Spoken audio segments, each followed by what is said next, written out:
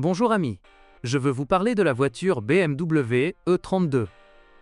Vous êtes-vous déjà demandé quel constructeur a été le premier à intégrer un moteur V12 sous le capot d'une berline? Mercedes, Audi ou peut-être BMW?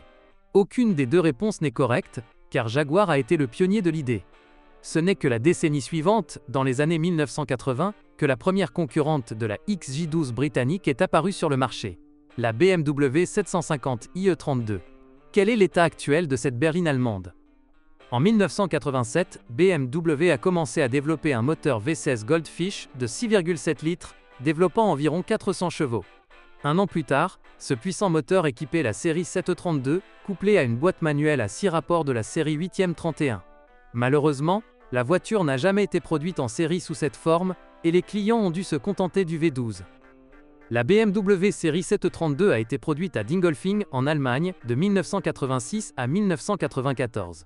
Plus de 300 000 exemplaires de cette berline de luxe ont alors quitté l'usine. Durant toute cette période, les Bavarois n'ont procédé qu'à un seul restylage discret, avec notamment des poignées de porte chromées, davantage de boiserie à l'intérieur et l'arrivée de moteurs V8. Les différents modèles diffèrent légèrement visuellement, par exemple par la taille des calandres. Les modèles à calandre étroite sont équipés d'un moteur 6 cylindres en ligne, tandis que les modèles à calandre plus large sont équipés d'un V8 ou d'un V12. Pour les clients plus exigeants, BMW propose également une version L allongée. Choisir le bon moteur pour la BMW série 732 n'est pas chose aisée, car chaque moteur présente ses propres caractéristiques. Sur les moteurs 6 cylindres en ligne, des problèmes de surchauffe peuvent survenir, ce qui peut endommager le joint de culasse, voire la culasse elle-même. Mais qu'en est-il des performances et de la consommation? La M30B30 de base, 730 IR6, accélère de 0 à 100 km/h en 9,3 secondes, environ une seconde de moins avec la boîte automatique, ce qui en fait un véritable monstre de vitesse. La BMW série 7, équipée de la M30B35 735i, atteint 100 km/h en 8,3 secondes, ou 9,1 secondes avec la boîte automatique. La version R6, moins puissante, consomme entre 13 et 15 L 100 km en ville, tandis que la version plus puissante consomme environ 18 L, 100 km. Les moteurs V8 ne sont pas non plus exempts de défauts. La cause la plus fréquente est le desserrage de la pompe à huile. Par conséquent, pour votre sécurité, vérifiez immédiatement sa fixation après l'achat d'une M60B30 730i V8 ou d'une M60B40 740i. Les performances et la consommation du V8 3 litres sont très similaires à celles de la 735i. La 740i est légèrement plus rapide, atteignant 100 km/h en un peu plus de 7 secondes, tout en consommant 18 à 20 L 100 km en ville. Je déconseille fortement le V12. Pourquoi? D'abord parce que les performances de la 750i sont quasiment identiques à celles de la 740i, et ensuite parce que la consommation du V12 en agglomération peut dépasser 20 L 100 km. Les problèmes liés au système d'alimentation et à l'électronique sont également fréquents. Les moteurs haut de gamme, comme ceux de la R6, peuvent connaître des problèmes de surchauffe, et toute réparation des accessoires est nettement plus coûteuse que celle des versions moins puissantes. Cependant, tout dépend du modèle choisi. Je déconseille l'achat d'une voiture équipée d'un système GPL, il est préférable de l'installer soi-même. Remarque, le moteur V12 supporte mal le GPL. Le couple est transmis par une boîte manuelle à 5 rapports ou une automatique à 4 ou 5 rapports. La suspension avant est à jambe de force McPherson, tandis que l'arrière est équipé de triangles de suspension indépendants.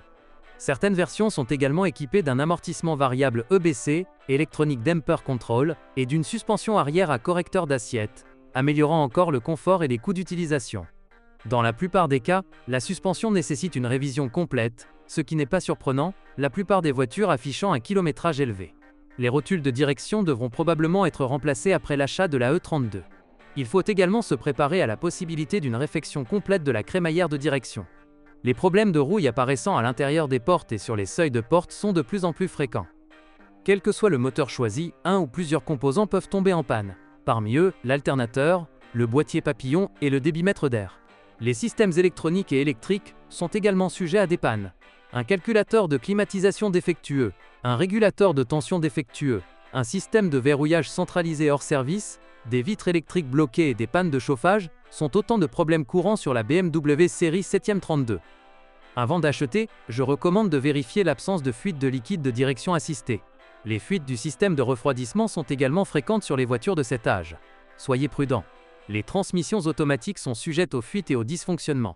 L'usure des disques ou des joints est la cause la plus fréquente de panne, et les réparations sont coûteuses. Il est également essentiel de vérifier le niveau de liquide de transmission et, idéalement, de le remplacer immédiatement.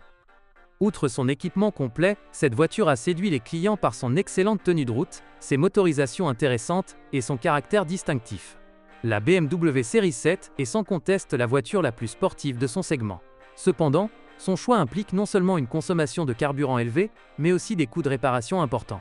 Sur le marché des voitures d'occasion, les prix de la E32 varient entre 800 et plus de 3000 €. Merci de votre écoute. N'oubliez pas de vous abonner et de noter ma vidéo. Si vous connaissez des problèmes avec cette voiture que je n'ai pas mentionné, n'hésitez pas à les partager dans les commentaires. Bonjour les amis. Vous cherchez une voiture d'occasion? Vous devez prêter attention au site web carm.pro. Carm.pro est grand catalogue de voitures, moteurs, boîtes de vitesse. Et le meilleur, c'est que vous pouvez trouver des informations sur les pannes de n'importe quelle pièce. Complètement gratuit. Allez sur le site web carm.pro et découvrez tous les éventuels points faibles des voitures d'occasion.